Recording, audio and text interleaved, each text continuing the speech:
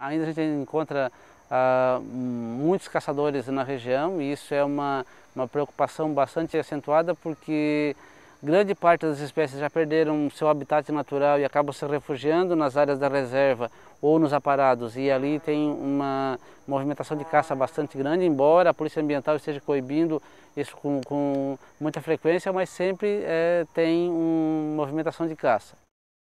As nossas ações lá dentro da reserva são pautadas em base de denúncias ou de fatos que ocorrem, dependendo do período do ano. Na época de inverno nós temos alguns tipos de crimes que se denotam pelo tempo, por exemplo a caça. Então, mês de maio, junho, julho, a gente tem muita caça naquela região de toda a encosta da serra, mas também dentro da reserva do Aguaí. Os efeitos da caça interferem em diversas espécies ao mesmo tempo. Os animais criam uma inter-relação à medida que uma espécie se alimenta da outra, a cadeia alimentar. Esta relação mantém um controle sobre o número de animais existentes em um ecossistema. O equilíbrio é quebrado com a atividade da caça, levando à extinção de uma espécie ou à superpopulação de outras. Ações como essas são consideradas infrações contra a flora e a fauna e estão previstas na Lei de Crimes Ambientais. A Lei de Crimes Ambientais, ela protege não o ser humano, mas ela protege alguns bens ambientais que são tão importantes que merece uma regulamentação pelo próprio homem para colocar o homem na cadeia se ele degradar, por exemplo, uma área de preservação ambiental. Da mesma forma. Então, esse é o sentido de que as normas avançam e no sentido de que traga, nessa luz do fim do túnel, uma nova percepção do ser humano, do seu dever em relação ao futuro. É o homem criando leis para proteger algumas áreas especiais contra as ações de degradação do próprio homem. Áreas que necessitam ser conhecidas, e para isso é preciso estudá-las, para que se possa compreender as interações entre as espécies e a importância da preservação daqueles espaços.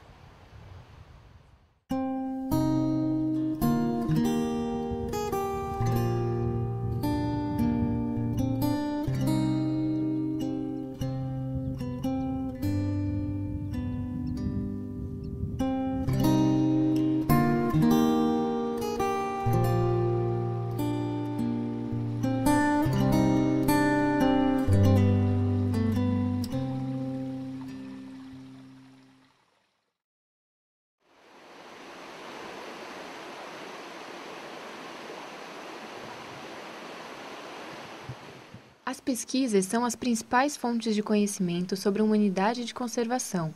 É através da pesquisa que se pode identificar as espécies de animais e plantas que estão inseridas numa área de proteção integral. Na Reserva Biológica do Aguaí, existem apenas 2 pesquisas em execução. O projeto Felinos do Aguaí iniciou em 2006 com a bióloga Michele Ribeiro Luiz e com o montanhista e fotógrafo José Carlos dos Santos Júnior. O principal objetivo do projeto é conhecer os felinos que estão presentes na Reserva do Aguaí. Na verdade, a gente já vem pesquisando na Serra há mais de 10 anos e foi numa das expedições que a gente estava fazendo a Serra que foi encontrada uma pegada de um grande felino que então deu início a esse projeto que hoje estuda os felinos silvestres dentro da reserva, né? A gente já registrou em torno de 15 espécies. É uma riqueza bastante significativa em relação ao tempo que a gente está pesquisando. Inclui-se aí mamíferos de grande porte, como o puma, que mesmo não registrando através de fotografias, mas foi registrado através de registros oportunísticos, que envolvem aí pegadas, fezes. Inclui-se também o cateto, que é um animal aí de médio ou grande porte, capivara. Então, uma riqueza bem expressiva em relação aos animais. Roedores também temos bastante, mustelídeos, que se inclui a irara, temos aí cutia, que também entra na questão dos roedores. Várias espécies de felinos nós registramos, na verdade, o puma, a jaguatirica, o gato do mato e o gato maracajá. Foram quatro espécies. Então, das 8 espécies que existem no Brasil, a gente conseguiu registrar 4 na Reserva do Aguaí. Michele, essas 4 espécies, elas se encontram Todas as 4 elas encontram ameaçadas de extinção. Segundo a lista do Ministério do Meio Ambiente de 2008, elas estão ameaçadas de extinção. Então é uma razão ainda mais forte para a gente estar fazendo aí estudos e buscando preservar essas espécies dentro desse território. Está sendo desenvolvido também na Reserva Biológica do Aguaí, desde 2009, a pesquisa Ocupação de Ninhos Artificiais, através das biólogas Daniela Bes e Denise Matia. Como aqui na reserva, como na verdade em todo o sul do estado de Santa Catarina existem poucos estudos com mamíferos, a gente resolveu estudar um tipo de fauna que tem menos estudos ainda, que são os mamíferos arborícolas, né, que são os que vivem em árvores. Qual que é o nosso objetivo inicial? Saber o que tem aqui na reserva, né? Porque quando a gente trabalha com unidade de conservação, a gente tem que pensar justamente na conservação. E para a gente poder conservar, a gente tem que conhecer o que existe. Além da pesquisa com felinos e com mamíferos, foi feito um levantamento preliminar de algumas espécies presentes na reserva. No total, foram estimadas 220 espécies de aves, 15 espécies de mamíferos, 36 espécies de anfíbios e 30 espécies de peixes. Estes dados foram levantados no plano de manejo e servem apenas como estimativas. Das espécies existentes na reserva, estão em risco de extinção 5 espécies de plantas, como a araucária, 2 espécies de aves, como a noivinha de rabo preto, e 4 espécies de felinos de médio porte, como o puma. Uma espécie de anfíbio é considerada em risco, porém a falta de dados sobre este grupo de animais impossibilita uma classificação segura da presença deles.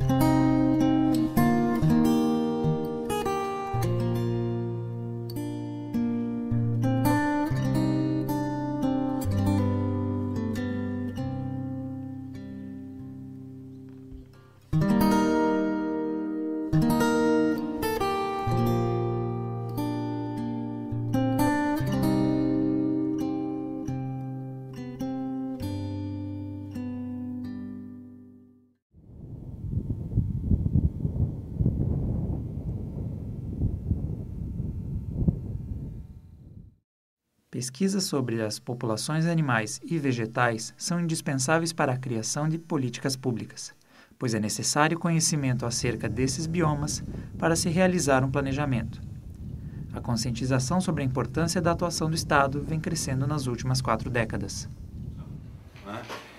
Num primeiro momento, houve uma deflagração da crise ambiental.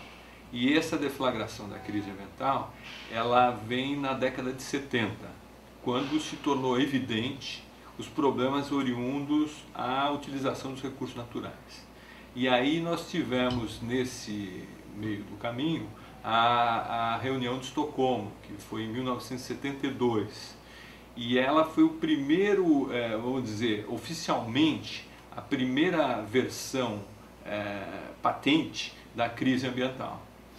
Então, da reunião de Estocolmo, nós temos a Declaração de Estocolmo, de 1972, que mostra claro a necessidade do Estado ter uma política ambiental. Essa política ambiental é baseada no princípio do planejamento e da precaução, onde o objetivo é garantir a sobrevivência de ecossistemas fragilizados. Para preservar, é preciso fazer um reconhecimento da área a ser conservada e traçar planos de gerenciamento. O plano de manejo é o documento que contém o reconhecimento da área e é utilizado pelo gestor para direcionar suas ações e gastos na administração da unidade de conservação. O plano de manejo é obrigatório para todas as áreas de preservação ambiental no país. Na Reserva do Aguaí, o plano de manejo foi finalizado em 2010, com recursos do projeto KfW, Cooperação Financeira Alemã, em conjunto com o governo de Santa Catarina. Então, o plano de manejo é um momento importante de reflexão sobre os destinos daquela unidade, de uma determinada unidade de conservação. Normalmente já se reflete, quando se faz o plano de manejo, mediante os diagnósticos feitos, se a categoria de manejo em que a unidade está enquadrada é a melhor para gerir a complexidade de aspectos que foram inventariados, né? Então, ou se é melhor mudar a categoria, ou se é melhor também, por exemplo, mudar os limites, aumentar, diminuir, expandir para um lado, diminuir para o outro, enfim, pensar na configuração geográfica e na categoria de manejo. E especificamente nesse contrato que nós tivemos com o PPMA, era previsto explicitamente que nós fizéssemos uma reflexão sobre a pertinência de mudar a categoria da reserva da Guaí, ou seja, de reserva biológica, para uma outra categoria, onde a mais provável poderia ser um parque. Apesar do uso da trilha, optou-se no plano de manejo manter o espaço como uma área de proteção integral, uma reserva biológica. Neste caso, a trilha dos tropeiros poderia ser usada com o objetivo de promover a educação ambiental. No plano de manejo, eles visaram medidas para deixar com que os impactos fossem menores, né? Mas eles ainda assim vão acontecer. Então, assim, se a gente fosse levar ao pé da letra o termo de reserva de proteção integral, a trilha teria que ser fechada e ninguém mais ter o acesso e só entrar aqui pesquisadores e fazer a trilha para educação ambiental, né? Mas como tem toda essa questão histórica aqui do uso da trilha pela comunidade local também, e desde muitos anos, então essa parte cultural também é muito importante. Então eles relevaram isso quando tiveram essa decisão no plano de manejo, né? O investimento para a implantação do plano de manejo é estimado em R$ 6 milhões. Este recurso vem de compensação ambiental paga pelo projeto de uma usina termoelétrica, a Usitesc, localizada no município de Treviso. E quando se fala em espaços especialmente protegidos ou unidades de conservação de proteção integral, o que está querendo ser protegido, o que é? É a função ecológica, é manter uma amostra do ecossistema para a geração futura. Então, além de estar atinente aos princípios de direito ambiental, que justamente o direito ambiental ele é ancorado no princípio da prevenção e da precaução, ele também tem um viés de sustentabilidade, que ele quer manter a mesma quantidade e qualidade do ecossistema para a geração futura.